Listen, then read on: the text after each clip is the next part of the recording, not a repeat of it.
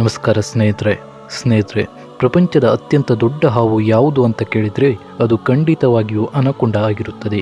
ಈ ಹಾವು ಅತ್ಯಂತ ಬಲಿಷ್ಠ ಹಾಗೂ ಸರಿಸುಮಾರು 20ರಿಂದ 21 ಅಡಿಗಳವರೆಗೆ ಬೆಳೆಯುವ ಸಾಮರ್ಥ್ಯವನ್ನು ಹೊಂದಿದೆ. ಆದರೆ ಎಷ್ಟೋ ವರ್ಷಗಳ ಹಿಂದೆ ಡೈನೋಸಾರ್ ಜೀವಿಗಳ ಅಂತ್ಯವಾದ ಮೇಲೆ ಪ್ರಸ್ತುತ ಅನಕೊಂಡಕ್ಕಿಂತ ಅತ್ಯಂತ ಉದ್ದವಾದ ಹಾವಿನ ಪ್ರಭೇದವೊಂದು ಜೀವಿಸಿತ್ತು ಎಂದು ಹೇಳಲಾಗಿದೆ. ಆ ಹಾವಿನ ಹೆಸರು ಟಿಟಾನೋಬೋವಾ. ಸ್ನೇಹಿತರೆ, ಇವತ್ತಿನ ವಿಡಿಯೋದಲ್ಲಿ ಈ ಟಿಟಾನೋಬೋವಾ ಹಾವಿನ ಬಗ್ಗೆ ಒಂದಿಷ್ಟು ಮಾಹಿತಿಯನ್ನು ನೀಡ್ತೇವೆ ಅಂತ ಹೇಳ್ತಾ ಇವತ್ತಿನ ಕಥೆಯನ್ನು ಶುರು ಮಾಡ್ತಿದ್ದೀವಿ. ಸ್ನೇಹಿತರೆ, ಈ ದೈತ್ಯ ಹಾವು ಹಿಂದೆ ಇತ್ತೆಂದು ಸೂಚಿಸಲು ಒಂದು ಜಾಗದಲ್ಲಿ ಅದರ ಪಳೆಯುಳಿಕೆಗಳು ಸಿಕ್ಕಿವೆ. ಸೌತ್ ಅಮೆರಿಕಾದ ಕೊಲಂಬಿಯಾದಲ್ಲಿರುವ ಒಂದು ಗಣಿಗಾರಿಕಾ ಪ್ರದೇಶದಲ್ಲಿ ಒಂದಿಷ್ಟು ಜನ ವಿದ್ಯಾರ್ಥಿಗಳು ಟ್ರಿಪ್ಗೆಂದು ಬಂದಿರ್ತಾರೆ. ಅವರು ಅಲ್ಲಿ ಒಂದು ಕಲ್ಲಿನ ಮೇಲೆ ಎಲೆಯಾಕಾರದ ರಚನೆಯನ್ನು ನೋಡ್ತಾರೆ. ತಡೆಮಾಡದೆ ಅವರು ಆ ಕಲ್ಲನ್ನು ಎತ್ತಿಕೊಂಡು ಹೋಗಿ ಪ್ರೊಫೆಸರ್ ಕಾರ್ಲೋಸ್ ಜರ್ಮಿಲೋ ಅವರಿಗೆ ನೀಡ್ತಾರೆ. ಆ ಕಲ್ಲನ್ನು ಒಮ್ಮೆ ನೋಡಿದ ಪ್ರೊಫೆಸರ್ ಒಂದಿಷ್ಟು ಜನರನ್ನು ಸೇರಿಸಿಕೊಂಡು ಆ ಕಲ್ಲು ಸಿಕ್ಕ ಸ್ಥಳದಲ್ಲಿ ಸಂಶೋಧನೆಯನ್ನು ಮಾಡ್ತಾರೆ. ಸತತ ಸಂಶೋಧನೆಯನ್ನು ಮಾಡಿದವರಿಗೆ ಒಂದು ದೊಡ್ಡ ಆಶ್ಚರ್ಯ ಕಾದಿತ್ತು. ಭೂಮಿಯೊಳಕ್ಕೆ ಸಂಶೋಧನೆ ಮಾಡಿದ ಅವರಿಗೆ ಒಂದಿಷ್ಟು ಅಸ್ಥಿಪಂಜರಗಳು ಸಿಗುತ್ತವೆ. ಆ ಅಸ್ಥಿಪಂಜರಗಳನ್ನು ಲ್ಯಾಬ್ನಲ್ಲಿ ತೆಗೆದುಕೊಂಡು ಹೋಗಿ ಸಂಶೋಧನೆಯನ್ನು ಮಾಡಿದಾಗ ಆ ಅಸ್ಥಿಪಂಜರಗಳು ಎಷ್ಟೋ ವರ್ಷಗಳ ಹಿಂದೆ ಜೀವಿಸಿದ್ದ ದೈತ್ಯಾಕಾರದ ಟಿಟಾನೋಬಾ ಹಾವಿನದ್ದು ಎಂದು ತಿಳಿಯುತ್ತದೆ.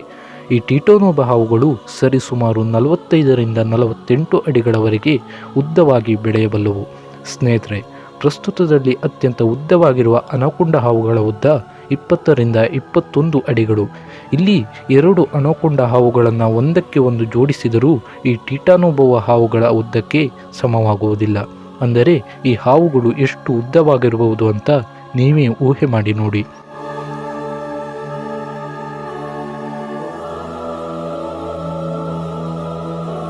ಇನ್ನು ಇವುಗಳ ತೂಕ 1300 kgಗಳಷ್ಟು.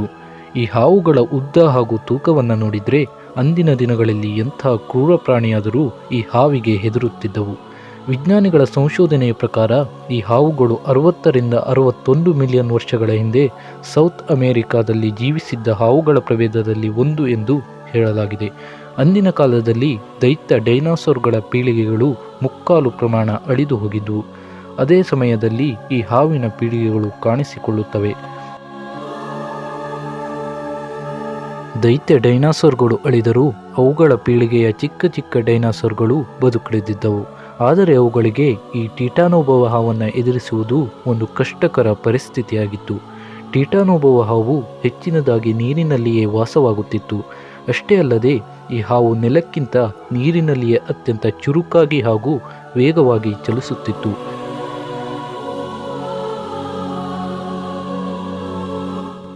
ಈ ಹಾವು ಒಮ್ಮೆ ಆಹಾರ ಹುಡುಕಾಟಕ್ಕೆ ಹೊರಟರೆ ದೈತ್ಯ ದೇಹಾಕಾರದ ಪ್ರಾಣಿಗಳನ್ನು ಸರಾಗವಾಗಿ ನುಂಗಿಬಿಡುತ್ತಿತ್ತು.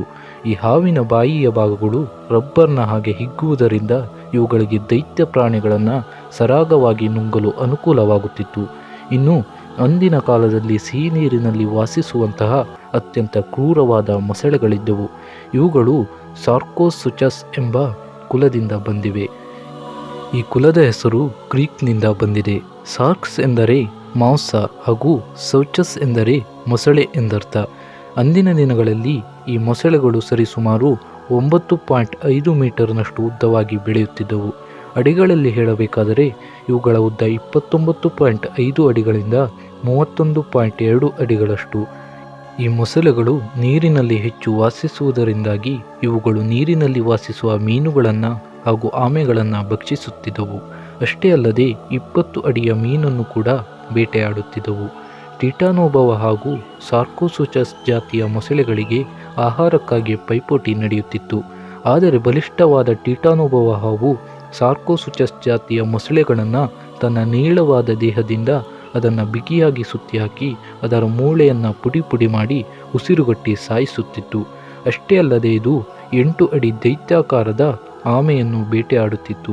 ಈ ಟಿಟಾನೋಬೋವಾ ಹಾವು ಹೆಚ್ಚಿನದಾಗಿ ನೆಲವನ್ನೇ ಆಕ್ರಮಿಸಿಕೊಂಡಿತ್ತು. ಏಕೆಂದರೆ ಇವುಗಳು ತುಂಬ ಉದ್ದ ಹಾಗೂ ಭಾರವಾಗಿರುವುದರಿಂದ ಇವುಗಳು ಮರದ ಮೇಲೆ ವಾಸಿಸಲು ಪ್ರಯತ್ನಪಟ್ಟರೆ ಅದು ಕಷ್ಟಕರವಾದುದರಿಂದ ಈ ಹಾವುಗಳು ಹೆಚ್ಚು ನೆಲದ ಮೇಲೆಯೇ ವಾಸಿಸುತ್ತಿದ್ದವು. ಹಾಗೆಯೇ ಹೆಚ್ಚಿನ ಸಮಯ ಇವು ನಿಷ್ಕ್ರಿಯವಾಗಿ ಇರುತ್ತಿದ್ದವು. ಮತ್ತು ತನ್ನ ಬೇಟೆಯ ಮೇಲೆ ಧಾವಿಸಲು ತಾಳ್ಮೆಯಿಂದ ಕಾಯುತ್ತಿದ್ದವು. ಟೀಟಾನೋಬೋವ ಹಾವುಗಳು ಒಮ್ಮೆ ಆಹಾರವನ್ನು ತಿಂದರೆ ಅದನ್ನು ತಿಂಗಳುಗಟ್ಟಲೆ ಜೀರ್ಣಿಸಿಕೊಳ್ಳುತ್ತಿದ್ದವು. ಹಾಗೆಯೇ ವರ್ಷಕ್ಕೆ 3ರಿಂದ 4 ಸಲ ಮಾತ್ರ ಇವು ಆಹಾರವನ್ನು ಪಡೆಯುತ್ತಿದ್ದುವೆಂದು ಹೇಳಲಾಗಿದೆ. ಈ ಹಾವುಗಳ ರಕ್ತ ತಂಪಾಗಿರುವುದರಿಂದ ಇವು ಹೆಚ್ಚು ಬಿಸಿ ವಾತಾವರಣ ಇರುವ ಸ್ಥಳಗಳಲ್ಲಿ ವಾಸಿಸುತ್ತವೆ. ಸ್ನೇಹಿತರೆ, ಈಗಿನ ಅನಕೊಂಡ ಹಾವುಗಳು ಅಂದಿನ ಕಾಲದಲ್ಲಿದ್ದರೆ ಟೀಟಾನೋಬೋವ ಹಾವಿಗೆ ಇವುಗಳೆಲ್ಲ ಒಂದು ಚಿಕ್ಕ ಹಾವಿನ ಮರಿಯಂತೆ ಕಾಣುತ್ತಿದ್ದವು. 2009ರಲ್ಲಿ ವಿಜ್ಞಾನಿಗಳು ಟೀಟಾನೋಬೋವ ಹಾವಿನ ಬೆನ್ನುಮೂಳೆಯನ್ನು ಹಾಗೂ ಪ್ರಸ್ತುತದಲ್ಲಿರುವ ಅನಕೊಂಡ ಹಾವಿನ ಬೆನ್ನುಮೂಳೆಯನ್ನು ಅಕ್ಕಪಕ್ಕದಲ್ಲಿಟ್ಟು ನೋಡ್ತಾರೆ. ಇಲ್ಲಿ ಟೀಟಾನೋಬೋವ ಹಾವಿನ ಬೆನ್ನುಮೂಳೆಯು ಅನಕೊಂಡ ಹಾವಿನ ಬೆನ್ನುಮೂಳೆಗಿಂತ 10 ಪಟ್ಟು ದೊಡ್ಡದಾಗಿತ್ತು. ಕೆಲವೊಂದಿಷ್ಟು ಜನ ಒಂದು ಚಿಕ್ಕ ಹಾವನ್ನು ಕಂಡರೆ ಹೆದರಿ ಓಡಿ ಹೋಗ್ತಾರೆ. ಇನ್ನು ಹೆಬ್ಬಾವು ಅನಕೊಂಡದಂತಹ ದೈತ್ಯ ಹಾವನ್ನು ಕಂಡರೆ ಅಲ್ಲಿಯೇ ಬೆಚ್ಚಿ ಬೆರಗಾಗ್ತಾರೆ.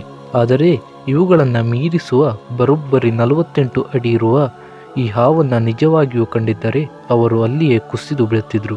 ಇನ್ನು 60 ಮಿಲಿಯನ್ ವರ್ಷಗಳ ಹಿಂದೆ ರಾಜ್ಯಭಾರವನ್ನು ನಡೆಸಿದ ಈ ಹಾವು ಇಂದಿನ ದಿನಗಳಲ್ಲಿಯೂ ಬದುಕಿದ್ದರೆ ಖಂಡಿತವಾಗಿಯೂ ಯಾವ ಪ್ರಾಣಿ ಸಂಕುಲವನ್ನು ಬದುಕಲು ಬಿಡುತ್ತಿರಲಿಲ್ಲ.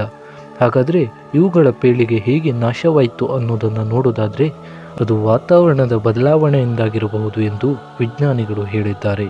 ಈ ಹಾವುಗಳು ತಂಪು ರಕ್ತವನ್ನು ಹೊಂದಿದ್ದರಿಂದ ಇವು ಹೆಚ್ಚಿನದಾಗಿ ಬಿಸಿ ವಾತಾವರಣದಲ್ಲಿ ವಾಸಿಸುತ್ತಿದ್ದವು. ಆದರೆ ವಾತಾವರಣ ಬದಲಾದ್ದರಿಂದ ಅವುಗಳಿಗೆ ಬದುಕಲಾಗದೆ ಪ್ರಾಣ ಬಿಟ್ಟಿರಬಹುದು ಎಂದು ಹೇಳಲಾಗಿದೆ. ಸ್ನೇಹಿತರೆ, ಒಬ್ಬ ಚೈನೀಸ್ ಆರ್ಟಿಸ್ಟ್ ಟೀಟಾನೋಬೋವ ಹಾವಿನ ಒಂದು ಕಾಲ್ಪನಿಕ ಅಸ್ಥಿಪಂಜರವನ್ನು ತಯಾರಿಸುತ್ತಾನೆ. ಆ ಅಸ್ಥಿಪಂಜರವನ್ನು ನೋಡುವ ಜನರಿಗೆ ಅಂದಿನ ಕಾಲದಲ್ಲಿ ಇಷ್ಟು ಉದ್ದವಾದ ಹಾವು ಬದುಕಿತ್ತ ಎಂಬ ಆಶ್ಚರ್ಯ ಹುಟ್ಟುತ್ತದೆ. ಈ ಅಸ್ಥಿಪಂಜರವನ್ನು ಎಲ್ಲರೂ ನೋಡುವ ಸಲುವಾಗಿ ಇದನ್ನು 2012ರಲ್ಲಿ ಆಸ್ಟ್ರೇಲಿಯಾದ ಒಂದು ಮ್ಯೂಸಿಯಂನಲ್ಲಿ ಇಡ್ತಾರೆ.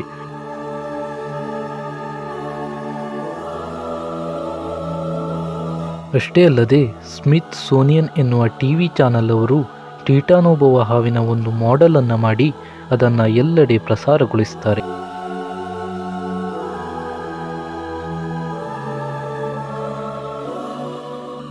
60 ಮಿಲಿಯನ್ ವರ್ಷಗಳ ಹಿಂದೆ ತನ್ನದೇ ಆದ ರಾಜ್ಯಭಾರವನ್ನು ಮಾಡಿ ದೈತ್ಯ ಪ್ರಾಣಿಗಳಿಗೆ ನಡುಕವನ್ನು ಹುಟ್ಟಿಸಿ ತನ್ನದೇ ಆದ ಒಂದು ಚರಿತ್ರೆಯನ್ನು ಬರೆದ ಟೀಟಾನೋಬೋವ ಹಾವಿನ ಒಂದಿಷ್ಟು ಮಾಹಿತಿಗಳು ಇದಾಗಿತ್ತು ಅಂತ ಹೇಳ್ತಾ, ಇಂತಹದೇ ಆಸಕ್ತಿಕರ ವಿಡಿಯೋಗಳು ನಿಮಗೆ ಸಿಗಬೇಕು ಅಂತಾದರೆ ನಮ್ಮ ಚಾನಲನ್ನು ಸಬ್ಸ್ಕ್ರೈಬ್ ಮಾಡ್ಕೊಳ್ಳಿ ಹಾಗೂ ಸಪೋರ್ಟ್ ಮಾಡಿ ಅಂತ ಹೇಳ್ತಾ ಇವತ್ತಿನ ಕಥೆಯನ್ನು ಮುಗಿಸ್ತಾ ಇದ್ದೀನಿ.